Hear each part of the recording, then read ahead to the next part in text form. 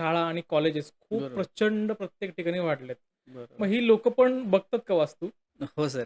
की माझेच एक क्लायंट आहेत, जे पुण्याला राहतात, पण त्यांचे जे फार्मसी कॉलेज आहे, ते हां, फार्मसी कॉलेज त्यांचं मुरबाड तालुक्यामध्ये आहे. ओके. माझ्या मित्राचे मित्र आहेत. हं, त्यांच्या रेफरन्सने आलं, की सर यांचं ॲडमिशन खूप कमी होतात आहेत.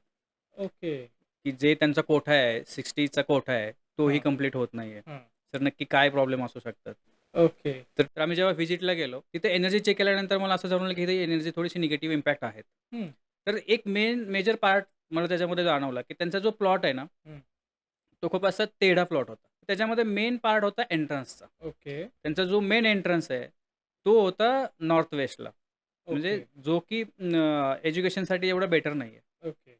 तर एज्युकेशन जर इन्स्टिट्यूट असेल, तर हं, त्याच्यासाठी वेस्ट डायरेक्शन खूप बेटर आहे. ओके. कारण वेस्ट डायरेक्शन ही सरस्वतीची आहे. ओह! म्हणजे साउथ वेस्टचा पार्ट संपल्यानंतर वेस्ट साउथ वेस्ट येतो आणि नंतर वेस्ट येतो. तर हं, वेस्ट आणि साउथ वेस्टच्या मधला जो पार्ट आहे, तिथं W3 आणि W4 ह्या ज्या 2 एंट्रन्स आहेत, ह्या ओके, खूप पॉझिटिव्ह एंट्रन्स आहेत एज्युकेशनसाठी. ओके. त्याला ब्लॉकेज केला हां, आणि दुसरा एंट्रन्स त्यांना ओपन करायला लावला. ओके. मग तो एंट्रन्स ओपन केला. त्यांच्या ऑफिसमध्ये काही एनर्जी सेट केल्या हां, आणि त्यानंतर नेक्स्ट इयरला त्यांना विचारलं, "काय ॲडमिशनची कंडिशन हं. आहे?" सर म्हटले, "फुल झाले." ओह!